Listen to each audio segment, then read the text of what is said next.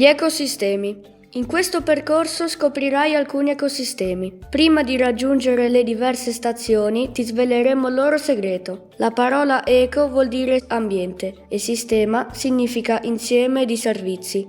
In questo caso il servizio è mantenere in equilibrio la natura. In un ecosistema ciascuno prende ciò che serve e restituisce alla natura qualcosa che è utile ad altri esseri viventi. L'essere umano ha imparato a sfruttare le risorse di tutti gli ecosistemi e proprio per questo ha il dovere di contribuire al loro equilibrio.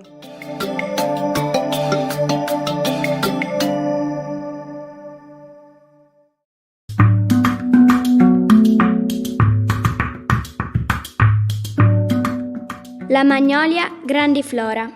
Ti trovi sotto una magnolia sempreverde. Questa è una pianta centenaria. La magnolia è alta circa 20 metri. Il tronco è marrone chiaro, la sua corteccia è ruvida con un po' di muschio. Le foglie sono ovali, grandi 10-15 cm e molto robuste. La pagina superiore è lucida, di colore verde intenso. La pagina inferiore è verde chiaro o bronzata. È opaca e leggermente pelosa. I fiori sono grandi, bianchi, con petali robusti e carnosi. Il frutto della magnolia è marrone, compatto, a forma di pigna appuntita. Al suo interno ci sono semi di un rosso intenso per attrarre gli uccelli che li mangiano e li disperdono, permettendo la nascita di altre magnolie. Le radici sono profonde, ma alcune fuoriescono dal terreno.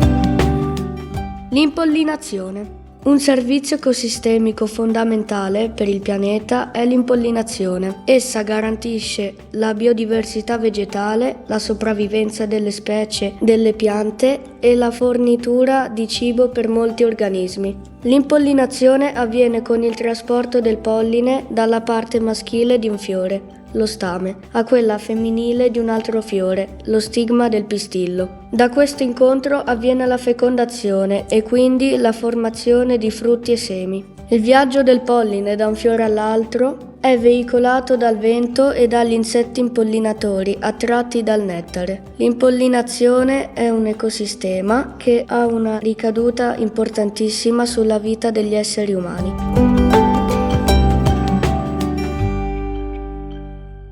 E ora gioca con noi! Impolli Memory. Nella cassettina ai piedi della magnolia trovi delle tessere con immagini di insetti e fiori. Abbina un insetto al fiore o al frutto più adatto.